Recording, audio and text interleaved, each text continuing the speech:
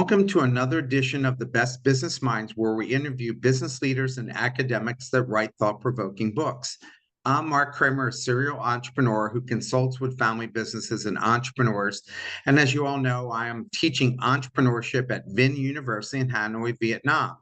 Today's guest is Dr. Marilyn Gist, author of the book, The Extraordinary Power of Leader Humility, Thriving Organizations, Great Results. Marilyn, welcome. Thank you. It's great to be here, Mark. Appreciate I being really, invited. I really enjoyed your book. And so let's start with you telling us about your professional background, how you got to where you're at right now.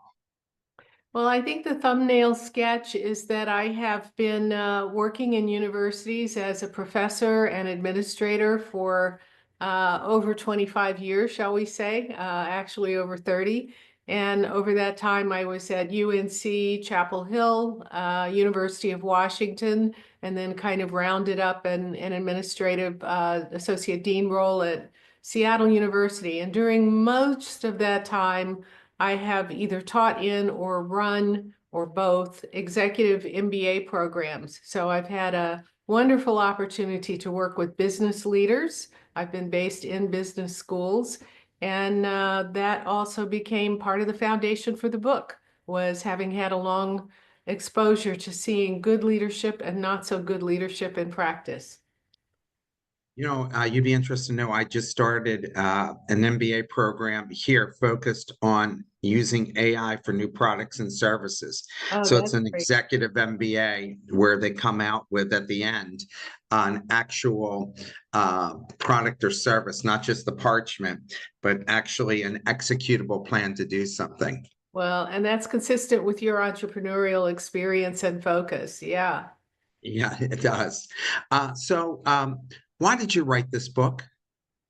I wrote it because I was very impressed with the evidence I was seeing. So one of the things in maybe the last decade of my work was starting building, which we took to number 11 nationally, an executive MBA program that was at Seattle University. And we would have students coming from some of the same companies every year. And I began to notice that some of the students would consistently talk about how great their CEOs were, how great the leadership team was of the company. Then you'd have other students from different companies who would consistently talk about how bad it was, how disrespectful it was, how the leaders talked the talk but didn't walk it. They'd have a mission statement on the wall and nobody would follow it.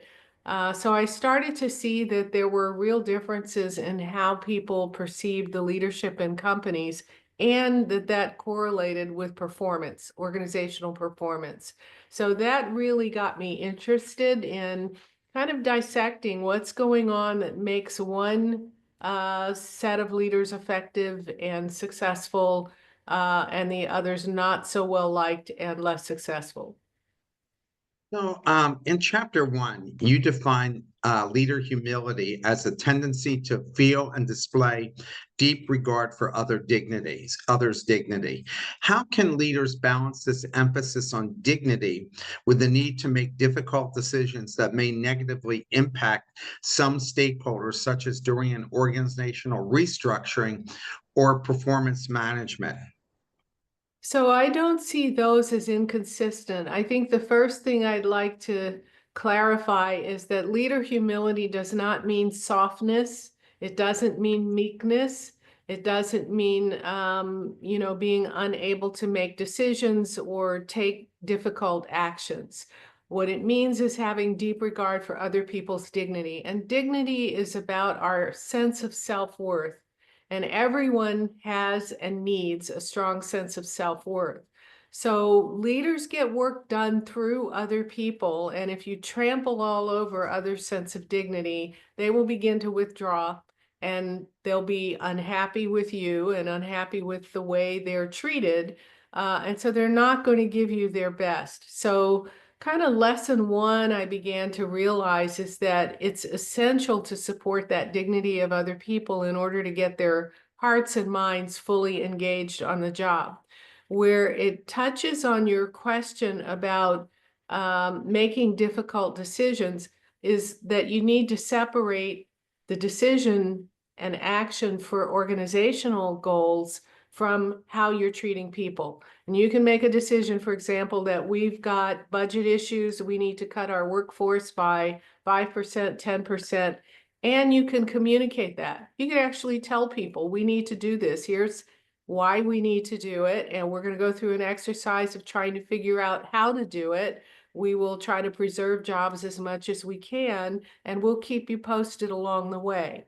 Even that simple step supports their dignity. It assumes they're intelligent, that they too care about the organization, and that they can maybe trust you to make the wise decisions. And then, of course, as you go through the process of identifying what to cut, who to cut, to continue to communicate, and you can treat people well even as you lay them off. Contrast that, for example, and I had a deep LinkedIn exchange over this a couple years back when the idea of mass layoffs in the tech sector began and were being done by email. And Oh, this was yeah. post-COVID, but leaders in companies we won't name were simply sending emails to people saying, you know, your job is ending at noon on Friday, and by the way, we're locking you out of your email account and other corporate accounts at that point. The pain that that caused, in my view, was unnecessary, and it certainly spilled over quite a bit on social media. And I had lots of exchange from people who'd say, you know, I've been at this company 20, 25 years. I've given my all to it. This was like a huge slap in the face. Well, do we really need to do that in order to achieve the organization's goals? And I would suggest no. And I had a call from one CEO who said, well, but this is very efficient. This is a more efficient way. Don't you think it's better than kind of having a face-to-face meeting with people? And my response was, no, I don't think it's better. And do you have a face-to-face meeting with people when you hire them? Why is it you, you know, if you Yeah, want of to meet with course. them face-to-face when you hire them, you know, then go through the effort to meet face-to-face to explain why their job is ending. I don't want to get political here, but if you were advising the administration on how to do these mass layoffs that have been happening through the federal government, how would you tell them to better handle it, even if they're right about the amount of waste that's happening? Still, these are people, right, at the end of the day, who now have their whole lives turned upside down. And Right, they're not rich people. So right. it's, you know, now they've got mortgages and college loans, and now the retirement is upended, all those things. What would you have advised them to still allow them to reach the goals that they were looking at? Well, I think it was, as you said, maybe important to set some goals of trying to identify where we could cut. It might have been nice if more effort was put in up front of trying to understand what the work is and then make some more strategic decisions. I've seen in the media you know, the idea that it should be done using a scalpel rather than a sledgehammer, and I think that that's true. They fired and then needed to rehire a number of people because they've been cutting into critical services. So I think number one, good leadership would want to really understand the organization that they think they want to cut before they make decisions on where and how to cut. And then the second issue really, and I think that matters to the employees, right? Because they know what's important. They know whether their jobs are contributing to critical services. And then the second thing would be to do it in a way that seems maybe more planned and certainly more thoughtful than a mass email that just says, you know, your job is ending. And that would probably be by having people in the chain of the command that would be the ones to talk with you and explain why your job's going. None of us would be happy to have our job cut. At least most of us would not, assuming we like it at all. But I think if leadership takes the time to explain why there is a need for a cut and to treat you in a way that's respectful, you go out the door with a much more comfortable and positive feeling than when you're just dismissed. Yeah, it's horrible to have to go through what these folks are going through, Oh, realizing one day you're able to pay your mortgage and your car payments and everything. The next day you're just wondering how you're going to survive in right. that short period of time. And we saw Elon Musk do this with Twitter, now Yeah, X, where he let go of 80% of the workforce. But at the same time, there's a lot of business people who do that and say, you know, it's better just to blow this thing up and start from scratch than try to get through the weeds here and knowing that people are not going to give me the straight story. And we all thought, I have to admit, I thought that Twitter would not survive without those people, that there were smart guys running it. And it turns out that, hey, Twitter hasn't been down, practically down at all in the 2 years that he had let those people go. right. And that company now seems to be on track maybe to start making back revenue and so forth there. So do you think there is a management style that basically says, you know what, I can't think of how people's feelings are or worry about them. My job is to worry about the bottom line. And that's just the way I'm going to do it. I think there definitely is a management style, and I think there are people who admire that and maybe aspire to that. I think when you were using the earlier example of, our new leadership in the US, we're seeing that 73 million people seem to want and think this is a good leadership style. So certainly there are people like that. The data would tend to show that over the long haul, that's not a very effective way to go, and that organizations who experience that leadership do suffer. And you mentioned Musk at Twitter, now X, and a couple of things I remember, because I am on Twitter, although that's not my primary social media, but when he first took over and he did the mass firings, Twitter did go down because among the people he Yeah. let go were the people who knew how to keep it running and some of the software technicians, engineers, what have you. So there were any number of blips in that first month, first few weeks, and he made efforts to rehire some of those people. So it's like, whoops, maybe you could have been a little bit more judicious in that. And he has, I mean, its overall value has declined. I don't know whether he's succeeded in making money. I mean, Twitter was struggling before he bought it, right? That's why he was able to get it. But I think, moving away from Musk and even US politics and just looking more broadly, you get work done through other people as a leader. You're not doing it yourself. You're in a leadership role over other people, over an organization, and it depends on them being fully engaged to do the work. And if you have a leadership style that dismisses them in terms of your attitude and your behavior, there may be some of them who think, oh, well, that's cool. That's the big, strong, tough leader. But there are more of them who are going to have a sense of this is me. You're mistreating me. You're violating my sense of self-worth. And am I going to give you the best that I can? No, I'm going to start being more guarded. I'm going to start pulling back if I stay in the job. Over the long haul, organizations like that tend to have more turnover, weaker performance.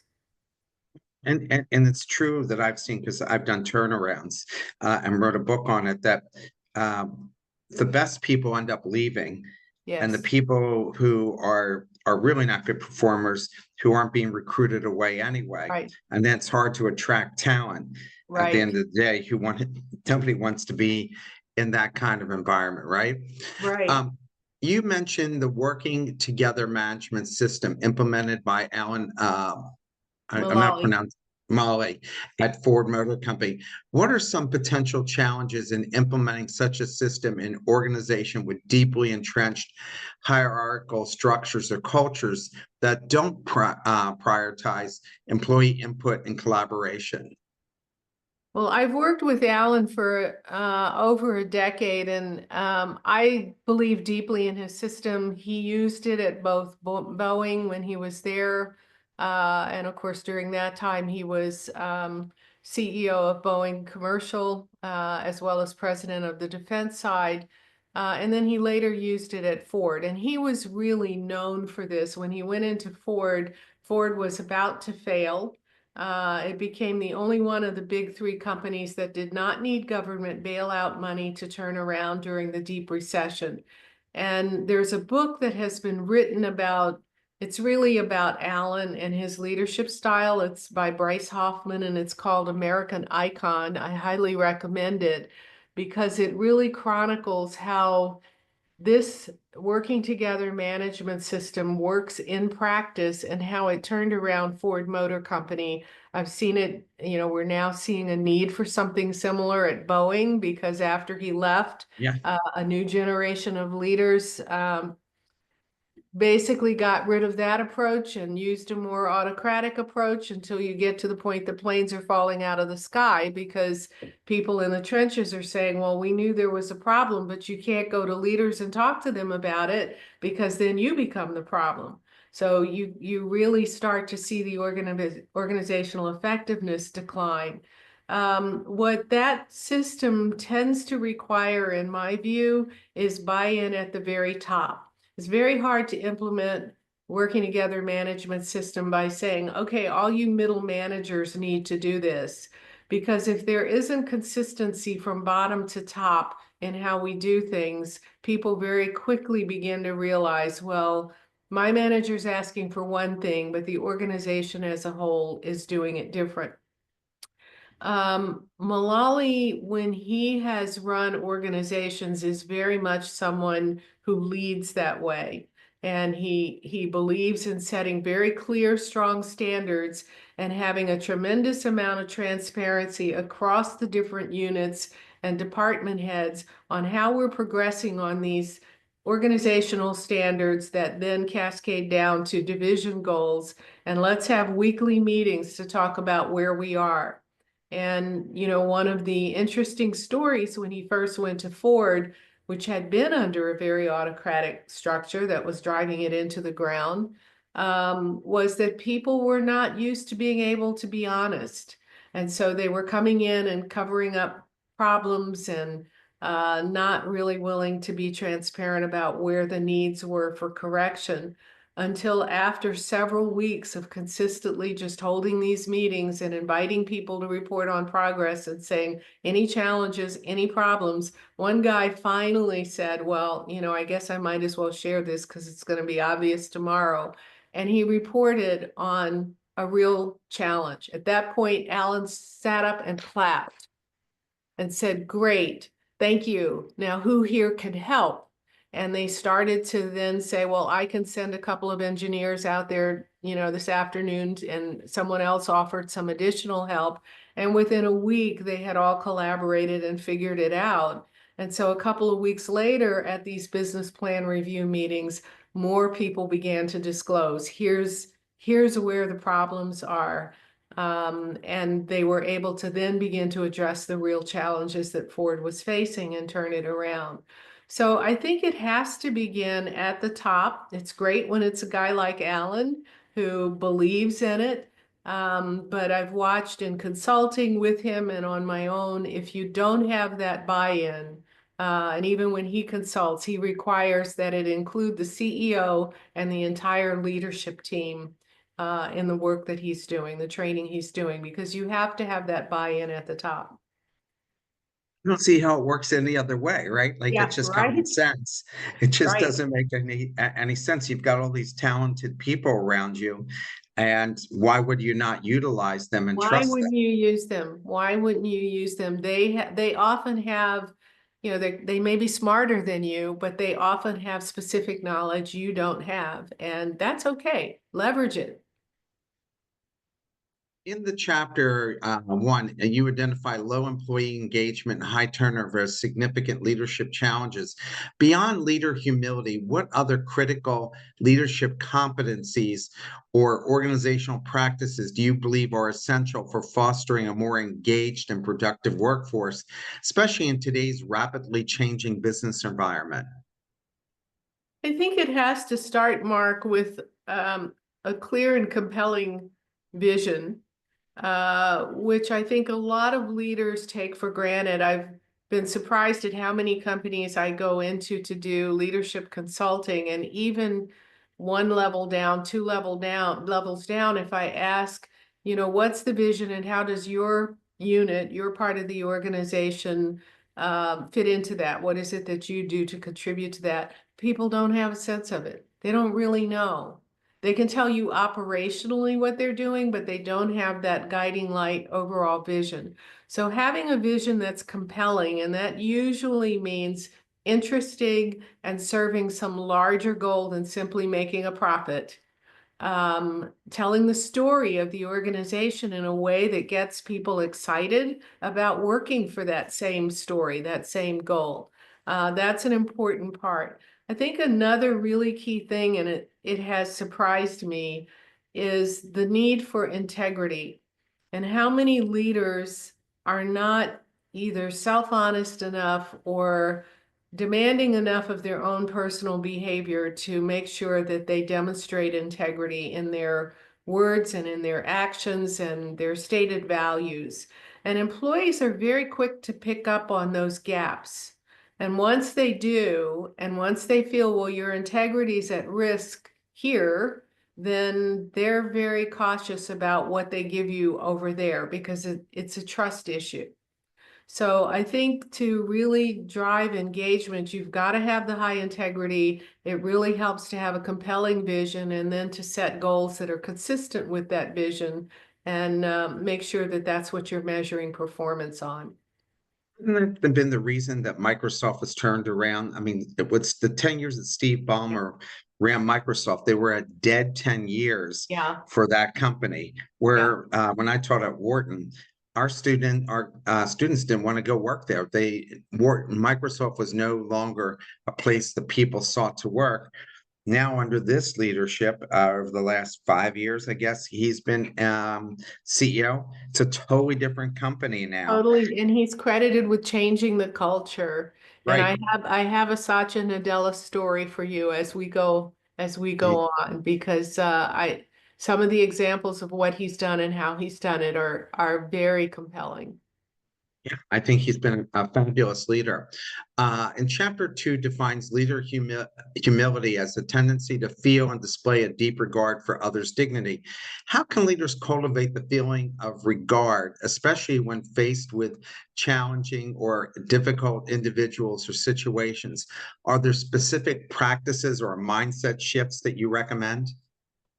All of us have people we probably don't like as well as other people. All of us have folks who push our buttons, and it's no different for someone in a leadership role. In fact, probably even more so, because they often are dealing with so many people. I think the mindset needs to be, almost has to be, I'm in a leadership role. I'm here to serve the organization, the cause, whatever it is. It's usually a set of things. And that means my personal views sometimes have to be pushed aside. Um, Alan has a saying that I like, and that's, your face doesn't belong to you anymore. It's a public face, whether it's being seen by employees or seen by others. Put a smile on it, put a positive attitude on it. Even if you're talking to someone that pushes your buttons, you don't like them, keep it clean in the sense of, this is about the organization and what our goals and our vision is, or what our strategy is. And so if, I have to kind of bring that person back around in a way, let me make sure it's about work and it's not personal. It's not tearing you down as a person or dismissing you as a person because your style isn't something that I'm comfortable with. Yeah, I think that's a good way of looking at it. And certainly for him, he's been like one of the most successful CEOs the last 50 years. The motto of a leader, humility, in chapter 2 outlines 6 key components. In your experience, and you need to just quickly go over those 6 key components. In your experience, which of these keys is most often overlooked or underdeveloped in leaders? And what are the common consequences of neglecting that key? Okay, so I've already talked about compelling vision, ethical strategies, integrity. And just, to quickly mention, the others involve confidence, basically vital confidence, which is non-arrogance, but still being comfortable in that role, along with generous inclusion, which is not DEI, but including people who are impacted by a decision, and then a developmental focus, which is helping employees achieve their own goals or grow. The ones that I have found more commonly in need of development with leaders are the integrity, which I talked about a minute or so ago, where a lot of leaders feel I'm in charge now, I have power, and they don't really think about how their own integrity comes across to people. And that can be personal integrity and missteps, but it can also be, oh, I can't fully explain what we're doing, on the management team, so I'm going to say something that's different that actually could end up being misleading and be seen as a violation of integrity by those who are following. So integrity is an important one. And I think the other two that I most often see being neglected are generous inclusion. And I may be getting ahead of you a little bit here, but I'm looking at who is going to be impacted by the decisions and actions you're taking? And are you involving those people in your discussions before you take the action to at least ask, what do they think? What do they feel? You mentioned some of the national decisions being made right now. Well, if you need to trim the federal government, is it at all helpful maybe to talk to people about what services are critical? What do you think is critical? What do you think might be able to be sacrificed? Rather than assume they don't have any input that's valuable or they wouldn't tell you. I think those kinds of discussions can be very productive. So including people who are going to be impacted, especially if it's negative, is often something leaders overlook, and they find themselves in trouble as a result. And then the last one really is the developmental focus. A lot of leaders are very driven to achieve goals, and they look at employees as basically people who are going to get their goals achieved, which they are, but they fail to notice that our employees, especially those who are there for the long haul, often have aspirations too.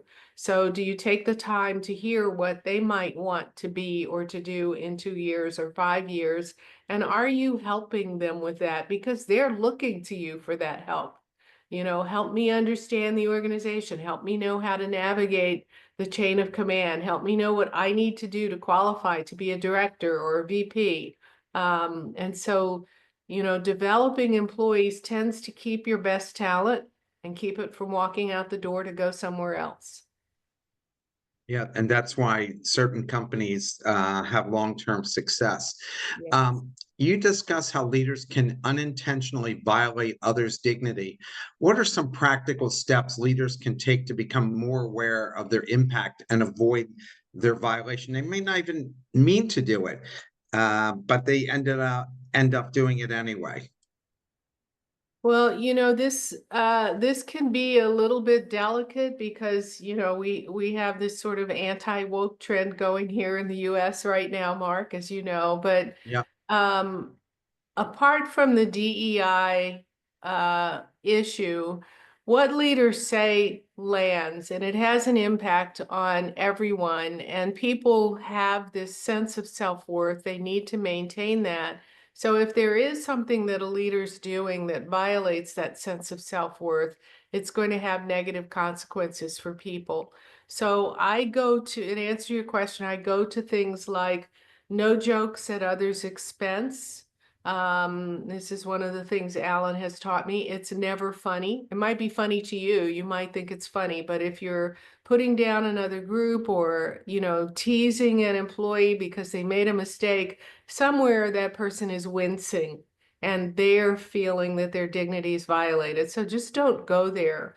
I think the other thing that leaders often do goes back to the inclusion thing, where people feel they have something valuable to contribute and aren't invited to share that input, aren't asked, and particularly if a decision's later made that has a negative impact, their dignity is deeply offended. And this could be customers. This could be someone in your supply chain. It's not necessarily an employee. You highlight the difference between a shareholder value and stakeholder good. What advice would you give to leaders trying to shift their organizations from a transactional mindset to a more people-centered approach? And I think when companies are doing well, they do have that people-centered approach, but when things aren't going well, they panic and go into transactional mode. Right. What's your take on that? Well, I view the stakeholder-centered approach as the one that is more successful in the long haul. However, it can involve some trade-offs in favoring one stakeholder over another. And what we have tended to do is often focus on the shareholder, those who are benefiting from the company's profitability. But what can often happen really is looking at who are your other stakeholders? Is it your customer group? Is it your employee group? Is it your leadership team? There are, there are other stakeholders beyond just the shareholder group. And so in looking at the kinds of policies and decisions you make, is there a way to optimize across those groups, which may mean that you're not giving quite as much to one as you would if you were only seeking to serve that one group?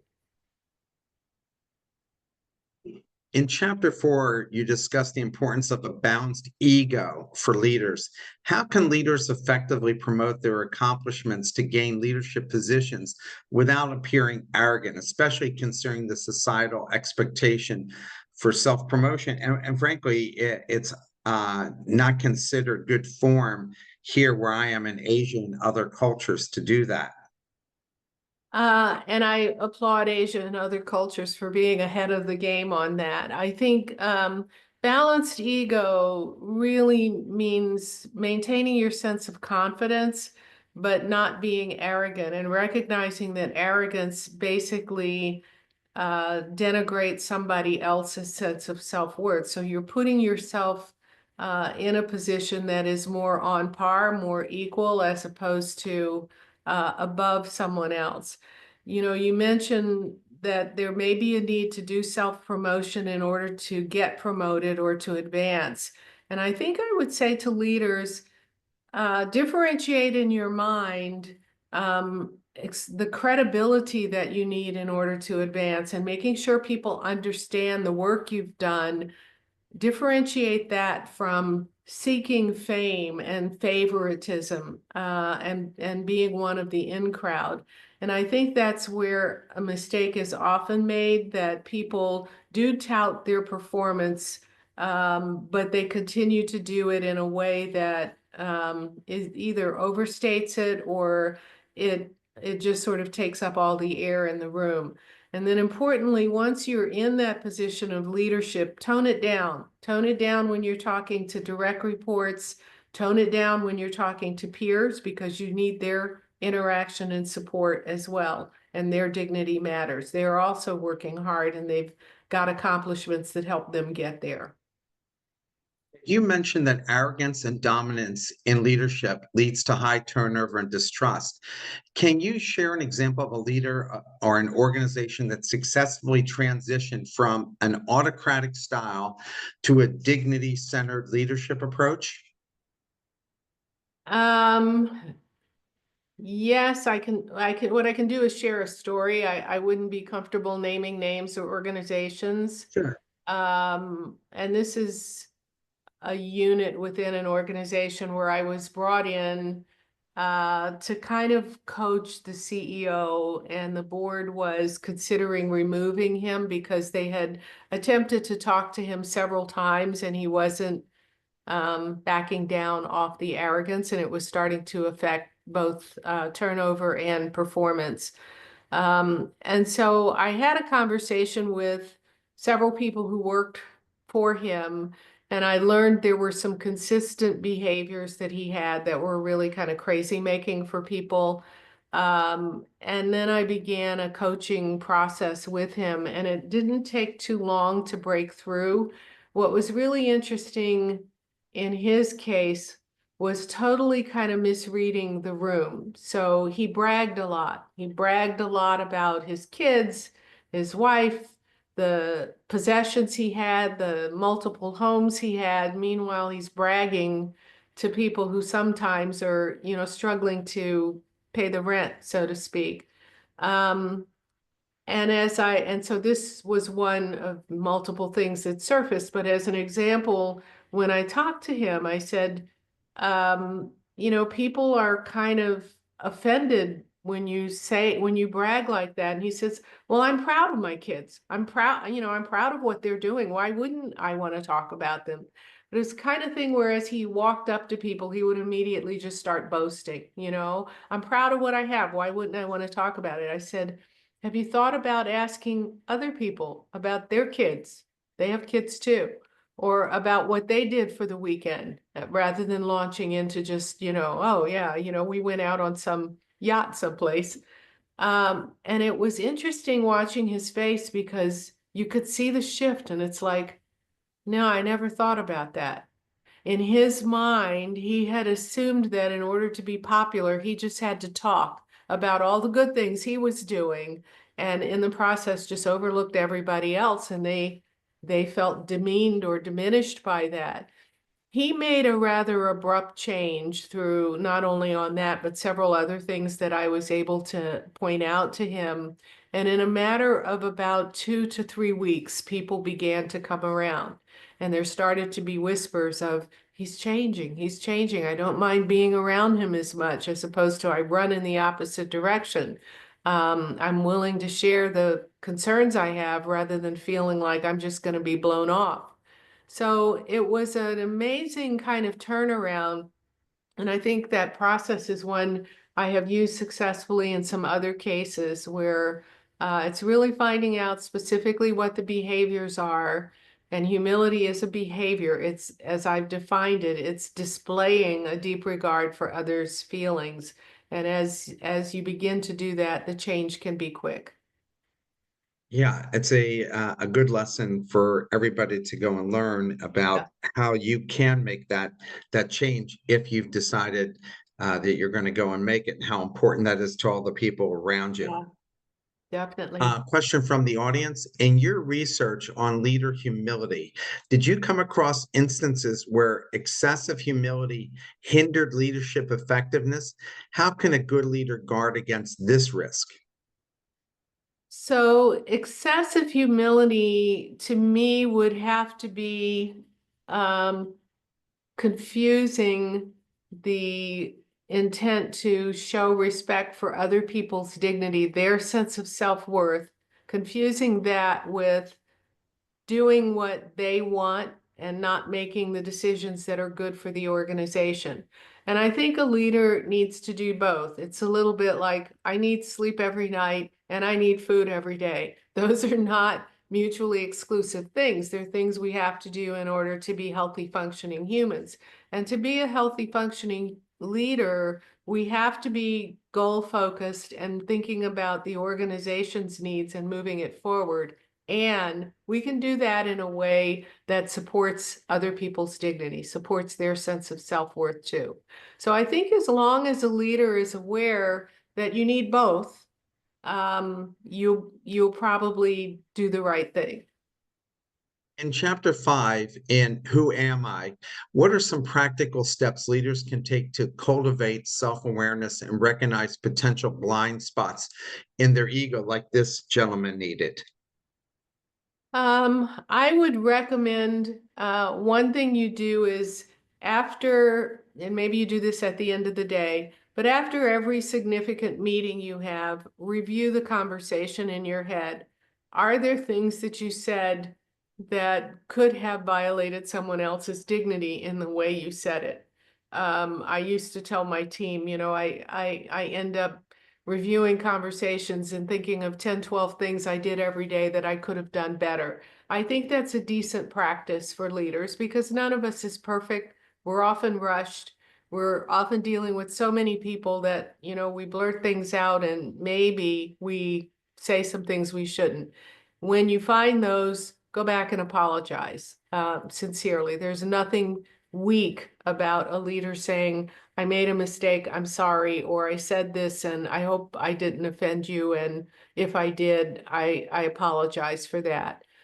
So I think that's one thing that can really help leaders stay on the right side of doing that.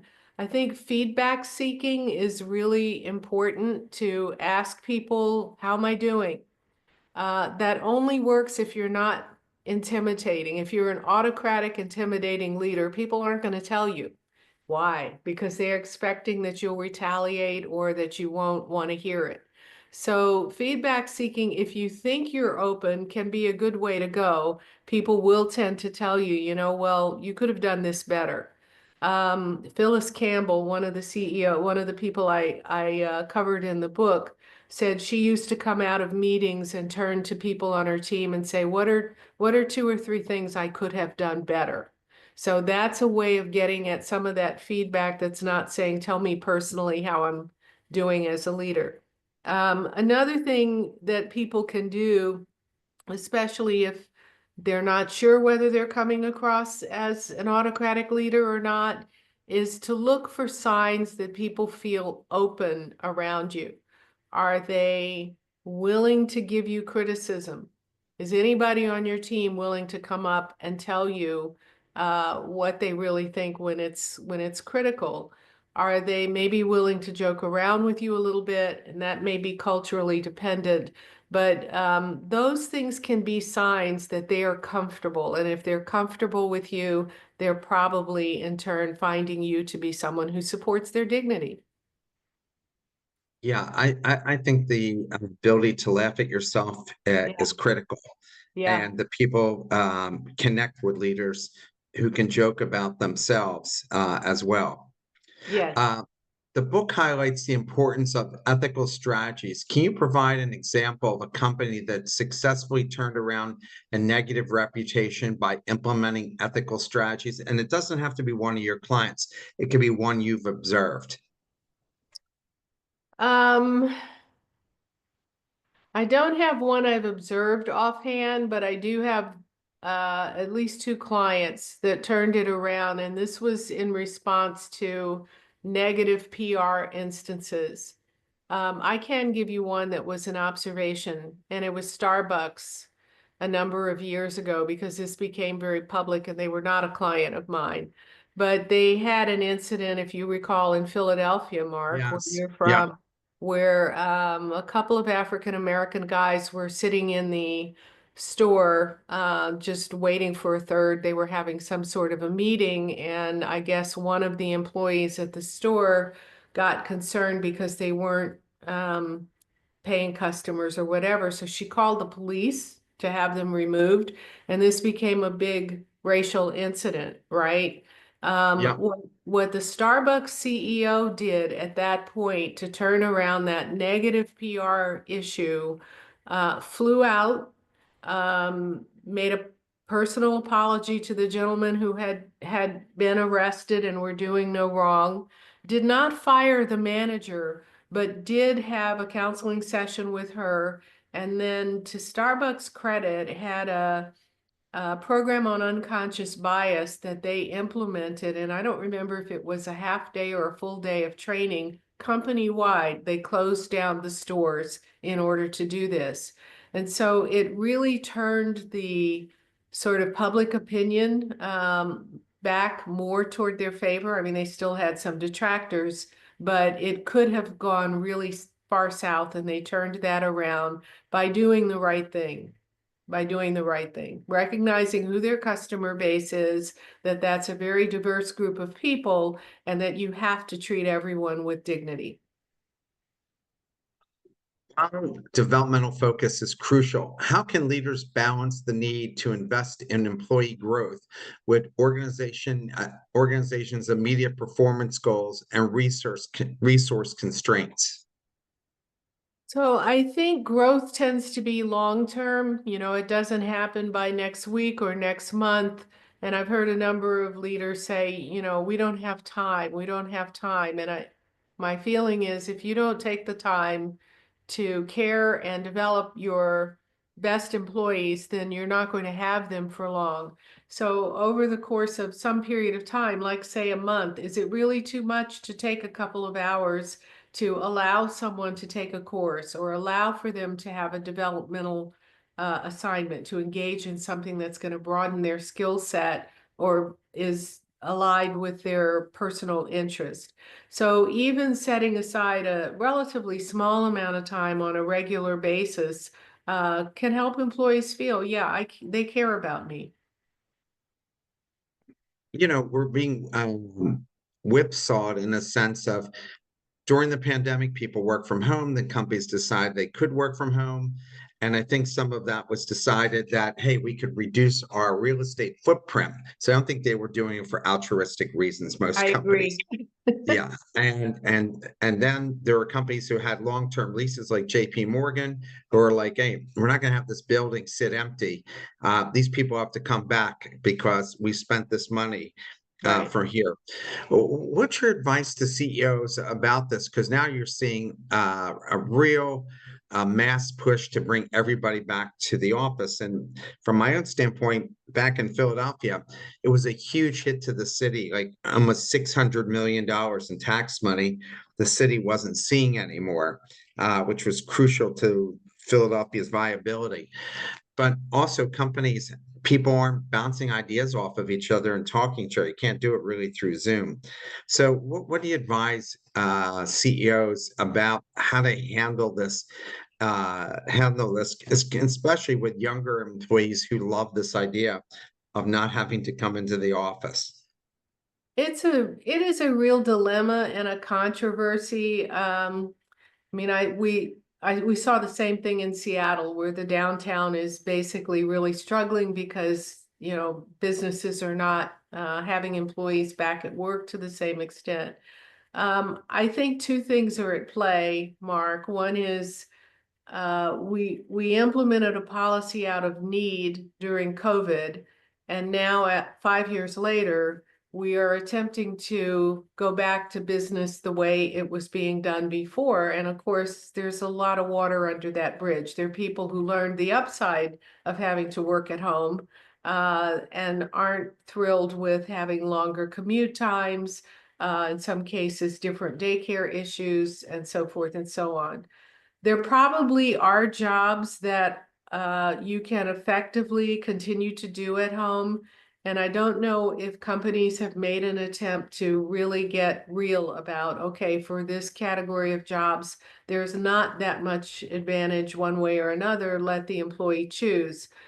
And for the rest of you, they're using the stated reasons of we want idea exchange, we want growth opportunities where you learn from each other, we need you back in the office.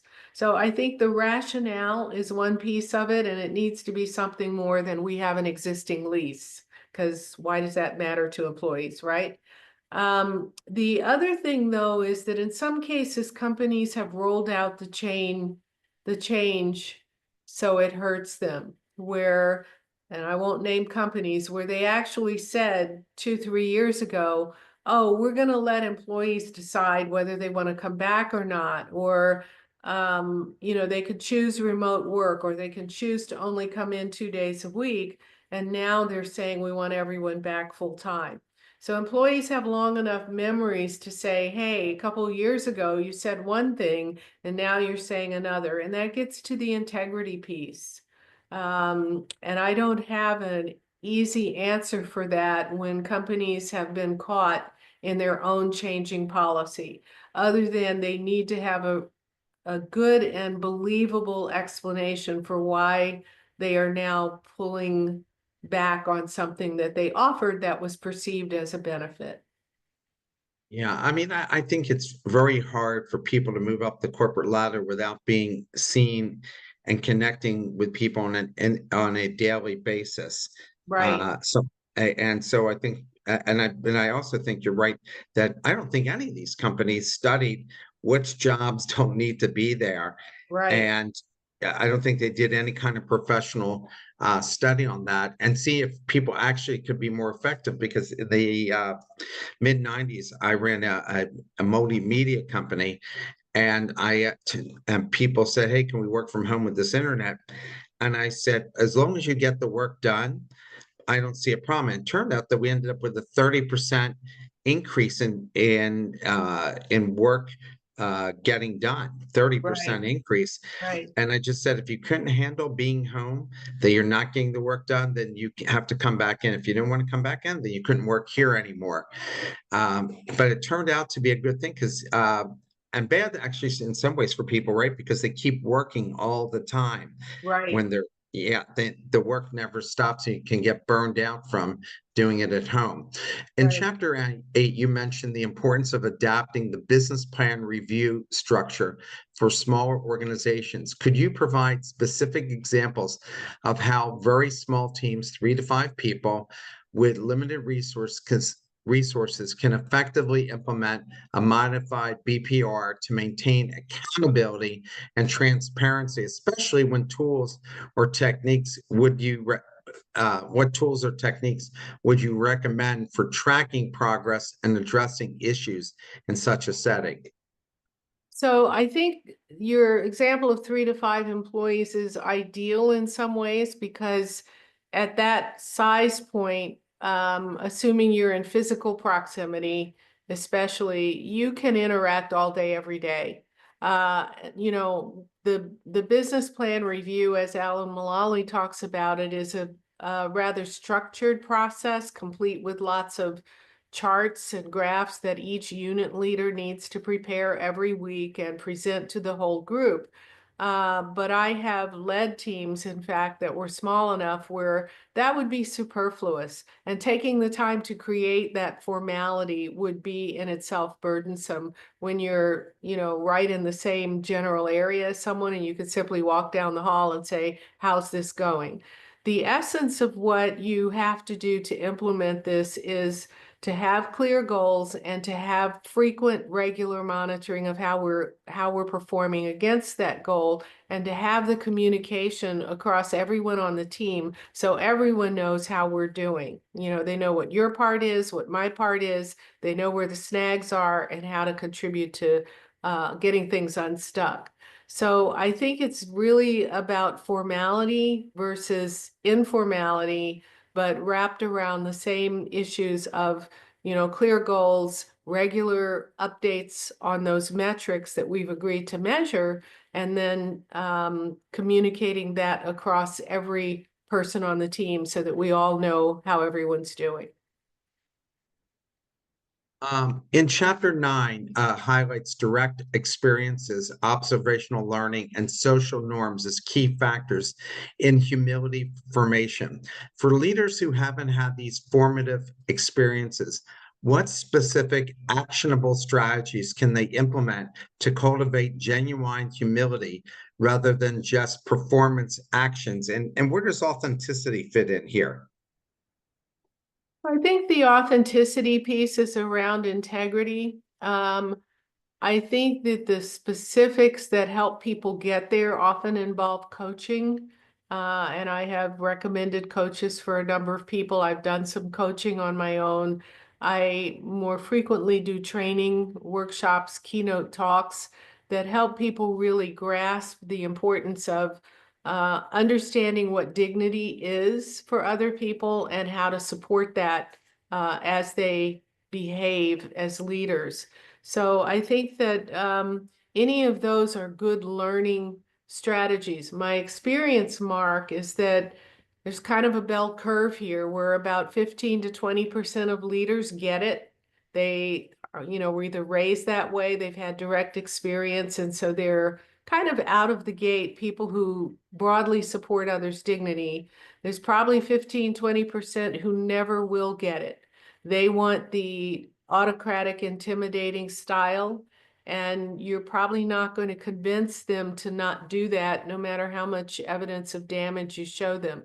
The vast majority in the middle are in the middle somewhere. And once they really understand the importance of this, typically get on board with wanting to do it better. And so the value of the coaching or the training or the workshops is helping them understand what it looks like, what tactics they can use, and how to lead more effectively with humility.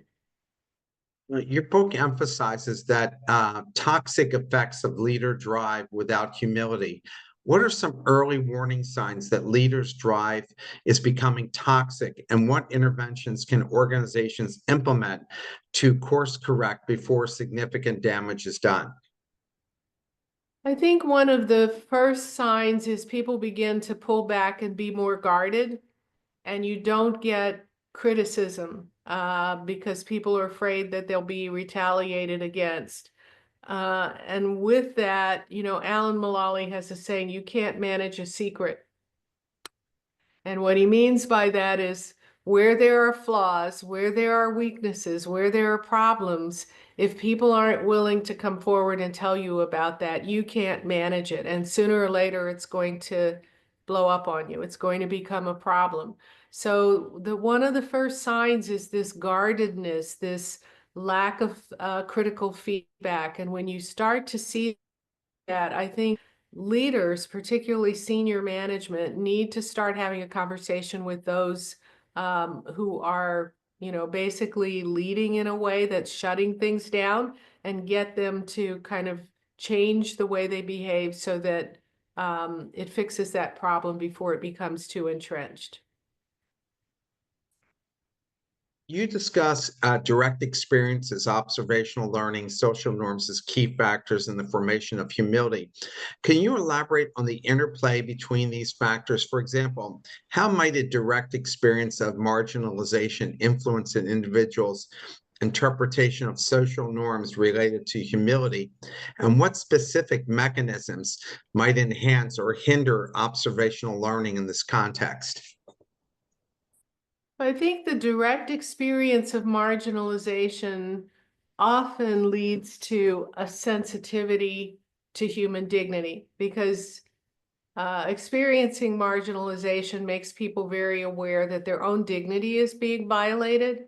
They're not in the mainstream. They're not being treated in a way that's respectful enough. And if they are wholesome people, they will tend to then generalize that learning to have empathy for other people and for their dignity. Um, I'm not sure I really understand the second part of the question, how that interacts with observational learning, Mark. Did I answer what you were looking for, or can you Yeah, you clarify? no, you answered what I was looking Okay. for. So here's my last question. This deals with chapter 10. You highlight the importance of leader humility in addressing complex challenges. Could you provide specific examples of how a leader demonstrating humility might approach a challenge like climate change or wealth disparity differently compared to a leader lacking this quality? And what's the measurable outcomes might result from the differences in approach? So I want to talk about two outcomes, and I'll revert to our earlier discussion of current dynamics with the U.S. leadership now, new presidency. It's hard to see that as a humble leadership style, right? And I think I think what you're seeing is something that violates a lot of people's sense of dignity. And we've had many presidents before who were far more humble in how they handled things. So when you talk about complex challenges, we're seeing this impact our international interactions, who the US is defining as friends and not friends, which organizations we're willing to support or fund or back or be part of. You're seeing it affect the federal workforce and the budget cuts, or at least the attempts to find money to claw back and in the process lay off large numbers of people without a lot of, due diligence on which jobs really could be cut. So I think what you're seeing is large numbers of lawsuits in an attempt to kind of slow some of this down or reverse it. You're seeing very heavy demoralization, certainly on the federal workforce. And you're seeing just lots of chaos and confusion on an international scene as people look at America and go, what happened? This is a different world order that seems to be shaping than what we have seen in the past. So I think that is one style. The other style, a more humble style, as I've described earlier, would probably have been a little more deliberate, would have been more consultative, would have used a scalpel rather than a sledgehammer in making some of the cuts or changes that needed to be made. What are the long-term impacts of this? One of them is going to very much be on a personal level. When people who are affected by the cuts, whether those are jobs or US aid or funding, feel that they've lost trust. Maybe they no longer want to be a part of, maybe new alliances form. So I think we will see changes in that, if you want to reverse that years downstream, might be challenging to reverse and take some time. The other is, remains to be seen how effective this is. I mean, it's still very early days. And as you said earlier, maybe some of this is necessary. And I think optimistic case is maybe in a year or two, we look and say, well, yeah, it was rough going, but we can see where there's been some benefit. That would certainly be my hope, because otherwise it's a very painful process, and you hope it's going to not be all bad when it's over. The hour went way too fast. I can Oh, tell thank you you. must be a great executive coach, because Oh, I thank just you, like Mark. listening to you, and you're so calm, and you do such a great job of explaining things. Oh, I really enjoyed the interview, really enjoyed the book, and I think young up and coming leaders would really benefit from this book. And shaping the way they're going to lead people. I think it's so critical. So I thank you for taking the time to speak with me today. Thank you, Mark. It's been a joy to be on your show. Thank you.